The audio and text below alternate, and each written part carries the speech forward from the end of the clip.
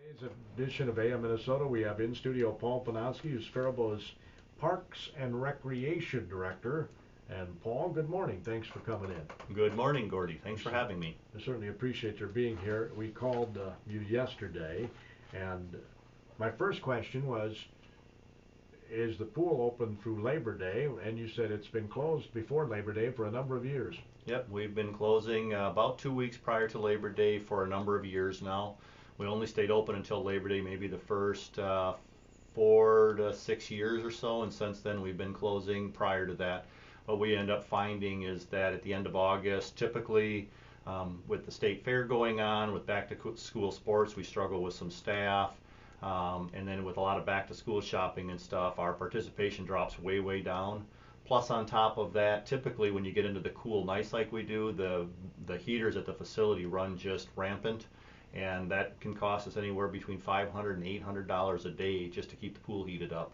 So economically, it just really wasn't there to continue doing. So for a number of years now, we've closed down 2 weeks prior to Labor Day, whenever Labor Day is. Sort of like when we open up the day after public school gets out.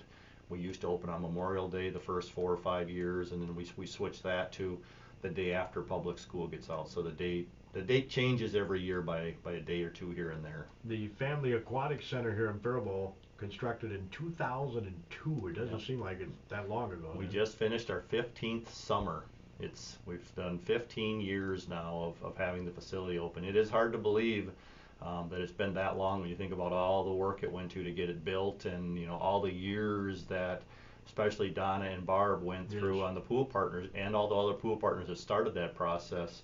They spent 10 years trying to get the facility up and going and pass through a resolution or pass through a vote, and it was a lot of work for a lot of people, and it's certainly been a nice addition to the community. Oh, it is such a blessing to have that here, and of course a lot of area communities decided to not totally replicate it, but have their own facilities now. Yeah, when we first built ours, we were it for about a 50-mile radius. People came from Rochester, Mankato, and in fact those communities still don't have an aquatic center, but Waseca's built one, Owatonna's built one, Northfield has built one, Dodge Center's built one. A number of communities now have them, so we're not drawing like we used to draw from. We used to draw from a lot farther away. Plus, it's not a brand new facility. I mean, when we went 15 years with no outdoor swimming pool in the community, everybody wanted to use it for a number of years, so it was great. Just like kind of that Cinderella period, just like the Target Field had for a number of years, and now US Bank Stadium will also have for a number of years, which is great. Keep the facilities full, and that's how you help generate some revenues. So you have to try and bring in some new amenities and just add some new things to get people's attention. Yep. Keep trying to add different things every year to do a little bit of something. The most recent one is a year ago. We added the climbing wall, so we've had 2 summers now with our climbing walls and stuff we had there. And a couple of years before that, we added a bucket dump that that actually didn't work out so well for us. It was a manual one that you cranked on, and the mechanics of it have not worked well. It worked for maybe a month or so, and that struggled. Even the little kid slide that we put in, the elephant slide, that's now actually about more than 10 years old and starting to wear down. So we are looking at additional amenities, and the city council is talking about some additional amenities for the facility. Yeah, you just got to keep doing those upgrades. Absolutely, constantly. So the numbers average? The numbers are about average. I pulled them up just before we came over, and we did 29,991 people this year, which was down from 30,556, so only 565 people less than last year. We were 700 people above 2014, and we were 700 people below 2013. So give or take that 600-700 number, we were right there. What was your peak year? Probably back in about 2002, 2003. We actually reached as high as about 53,000 people. So good years in those first couple of years. Well, as you noted, other places didn't have an aquatic center. People didn't have, and we were bringing in multiple. We had to control how many bus loads came in from other communities. Sure. We're going to take a little break here, then come back, talk more about what's happening in the Park and Rec Department here in the city. I know about Light the to Metro moderate trade charges overall that on Monday kind and of money. Tuesday. August Live expires later today and is up 150 at 113. October 70 higher at 108.17. September feeders are down 40 at 142.12. You'd have to have a lot more amenities. And hogs today are up with contracts at a discount to the cash index. Cash trade so far today is steady, and pork was up modestly yesterday afternoon. October's 32 higher at 62.37. December's up 32 at 57.42. The Dow Jones Industrial Average is down about 40. John Perkins. Appreciate that, John. That's your opening market report, a service of your KDHL Agri Boosters, including Ag Power Enterprises, your John Deere dealer. They have locations in Owatonna, Hollandale, Belle Plaine, also Osage and Northwood, Iowa. And by Northland Buildings for quality post-frame construction. Go to the website northlandbuildings.com. Paul Penansky is with us. He is in charge of the Parks and Recreation in the city of Faribault. And we've been touching, or have been touching, and primarily I envision touching on the happenings of the Faribault Aquatic Center. We just went over the numbers before we went into the break, and I had mentioned to you during the break, wow, that's quite a, from the peak of 50-some thousand to 29,000 is quite a difference. Quite a drop off from those peak years of those first couple of years when it was certainly the Cinderella facility around the area. But you're in a catch-22, as we noted, because you can't really double the price or anything, because then you'll see that number come down even more. Correct. We've tried to be real responsive to the fees that we charge, to try and make sure that people can afford to come into the facility. A real ad for us the last couple of years. It took us quite a while, but we finally worked our way through and getting permissions to offer season passes.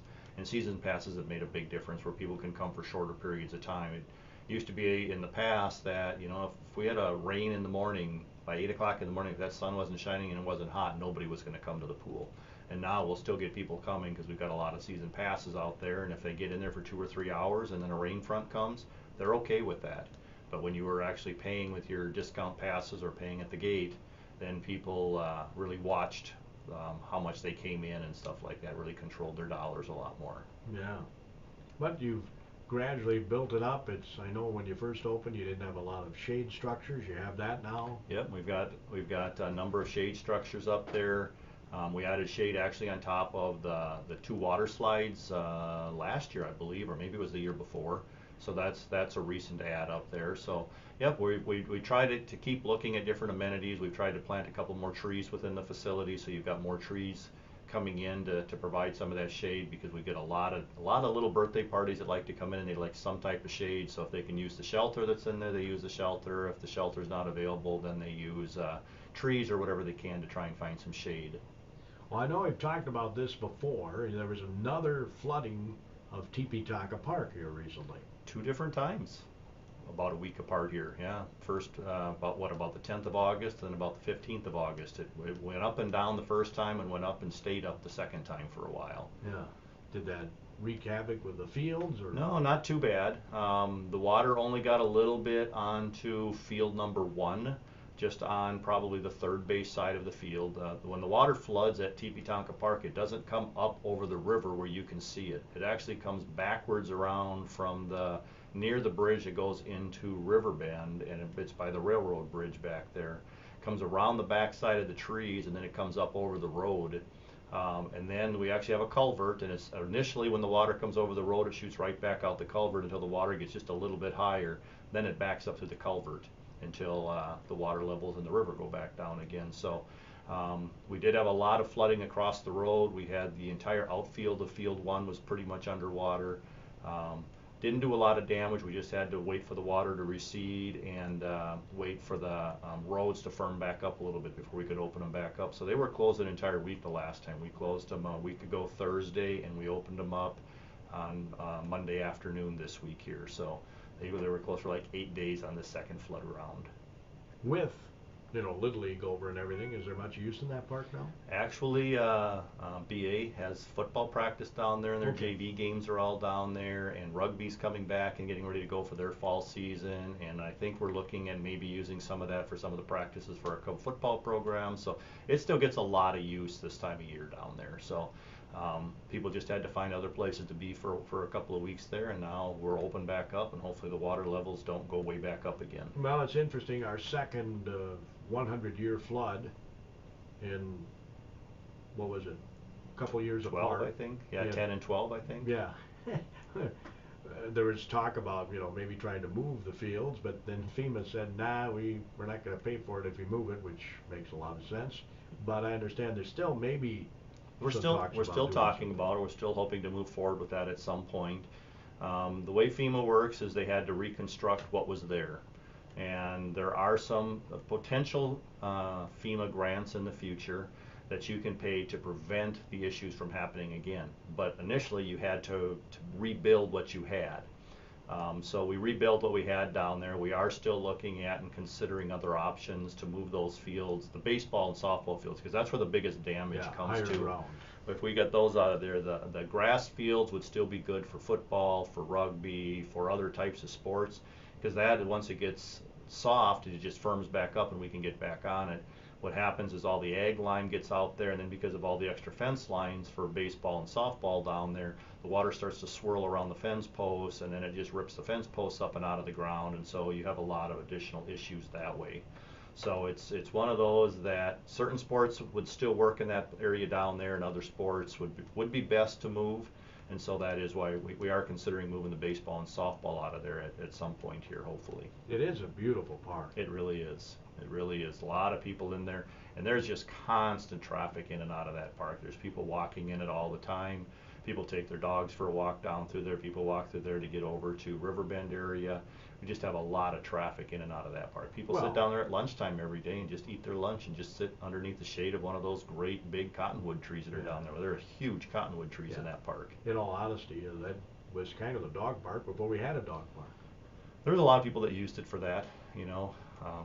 Hopefully they're cleaning up after themselves a little bit. We do try and encourage that. But yeah, there's a lot of people that would go down there and just kind of let their dogs run, because the dogs love the natural setting of that, being able to walk through Teepee and head back into the Riverbend area.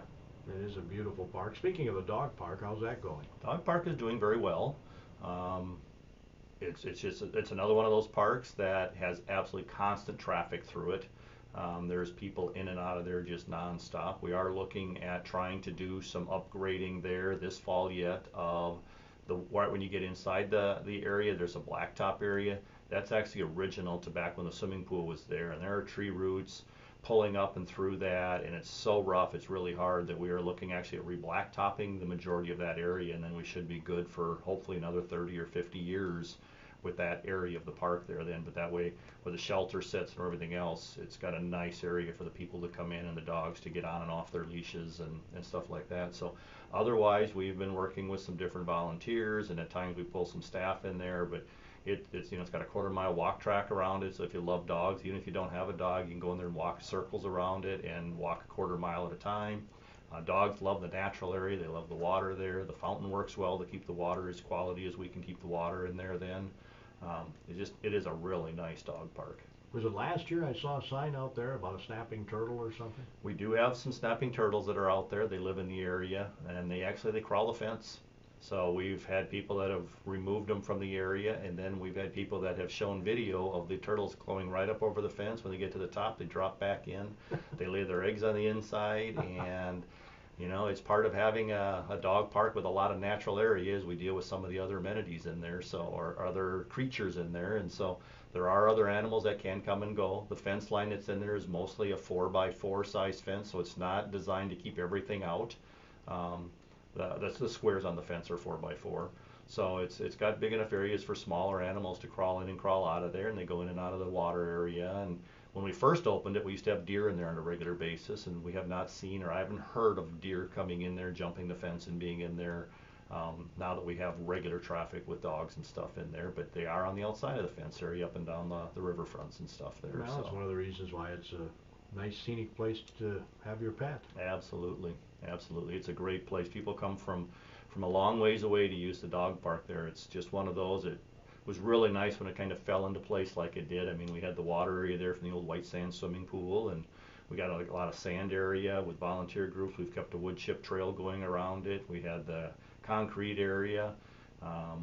PetSmart donating that shelter that we have in there, so we've always got some shade for people to sit at. And people still to this day, we have not bought bags to use for cleanup of your dogs in the park. People bring their old grocery bags, so we have one garbage can full of bags We've got a few businesses that'll donate like a roll of bags that we put in the bottom of the garbage can, so if we use up all the garbage bags people have brought.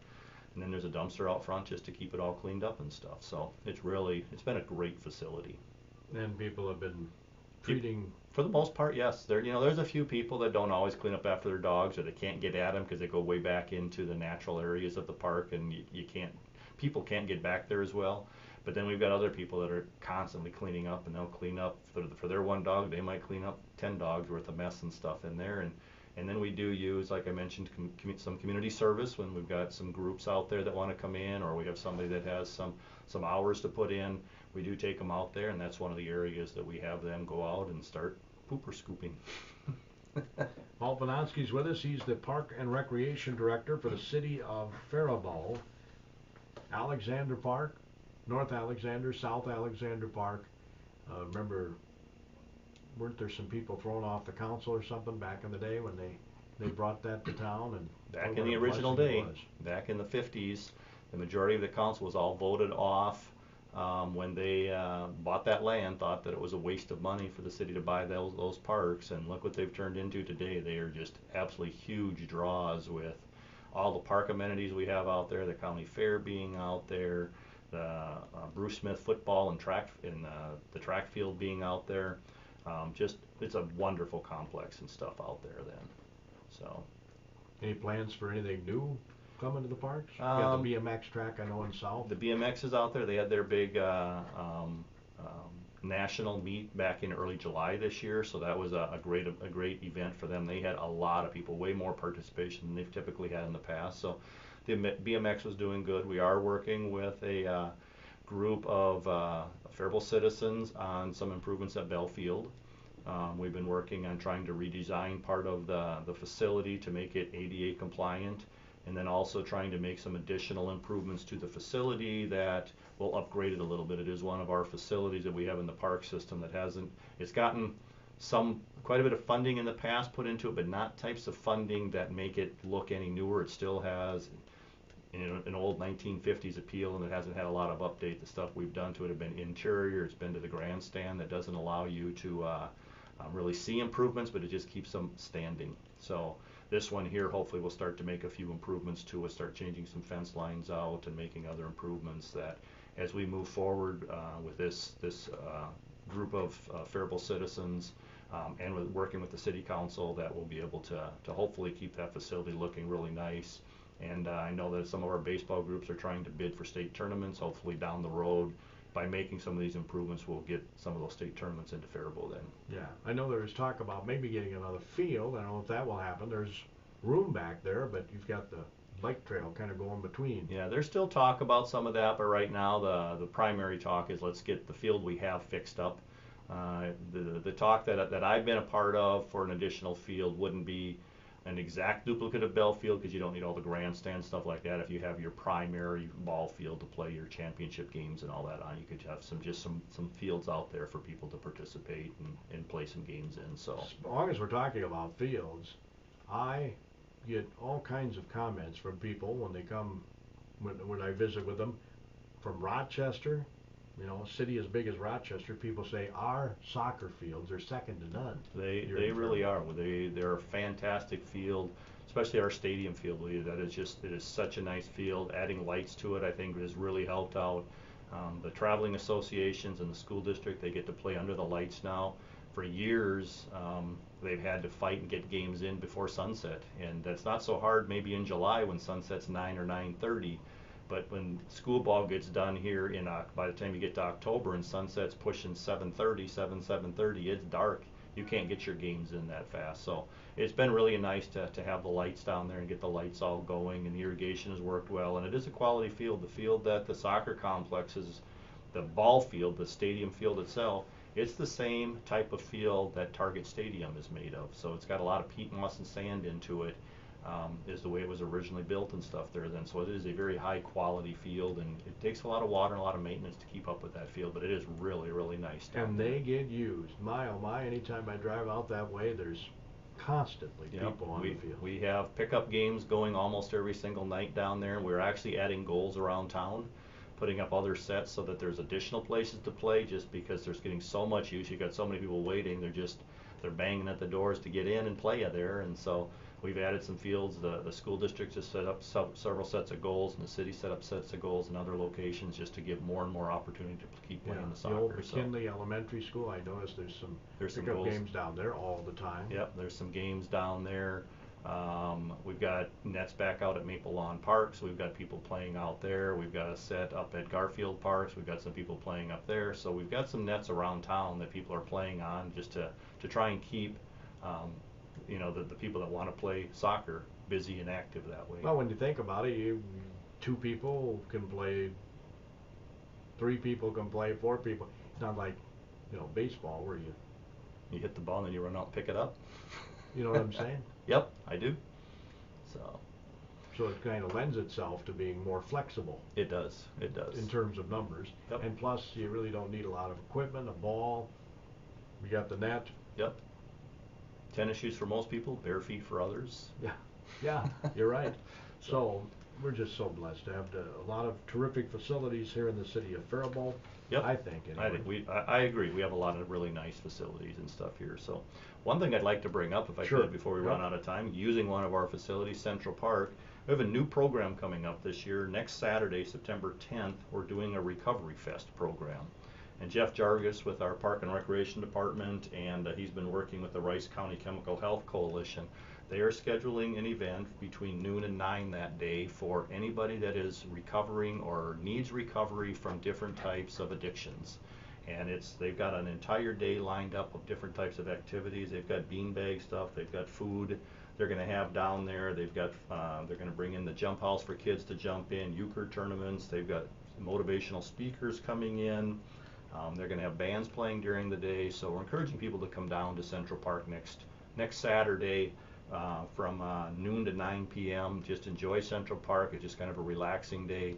It's going to start pretty much right after the farmers market gets done down there, and they're going to be having their family day that morning. So there'll be a long day at Central Park for the park. There'll be a great event down there. Well, it's good to see Central Park used more too. You of course use it for Heritage Days and the concerts in the park and the family and the International Festival. Yep. Yeah, there's getting to be different groups out there. There is a group, and I'm not totally sure. They're just renting the facility on Sunday of this week, but there's another group going to use the park, and they're going to have some speakers and stuff there. So I think it's more of an in-house group, but there's a group renting there. We typically get some churches that rent on Sunday mornings and have some services and stuff out there. So it does get quite a bit of use. It gets a lot of drop-in use. You've got people eating lunches out there all the time and stuff. So it's still a fairly busy park down there. It doesn't have a lot of big events, but it does have a number of people using it all the time. Farmers market, of course. Farmers market every Wednesday and Saturday, and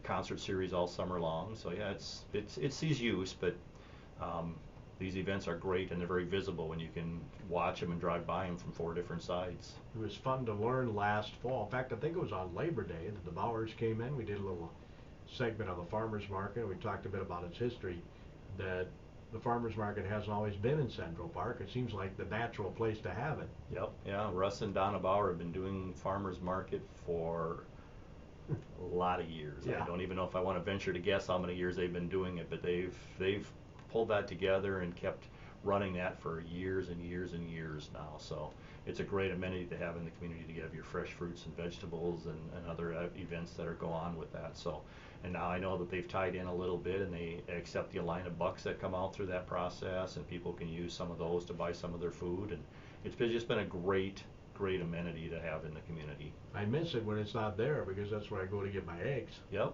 Go in and you plan on stopping in either on Wednesday night or on Saturday morning and picking up your supplies for the week.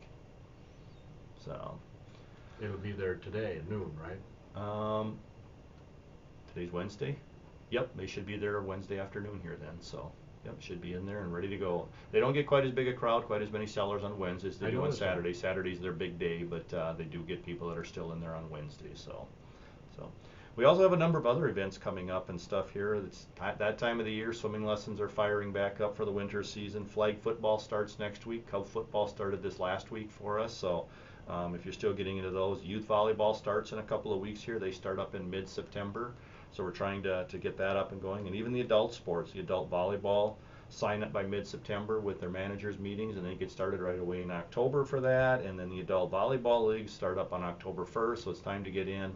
Start grabbing your old Buckham Bulletin, taking a look at when the programs are. Go online and look through. We have all that online as well too, and you can register online, or you can come down to the community center and register for programs. But don't wait. Get yourself signed up for them so classes don't fill or programs don't fill, and you can't get yourself into that.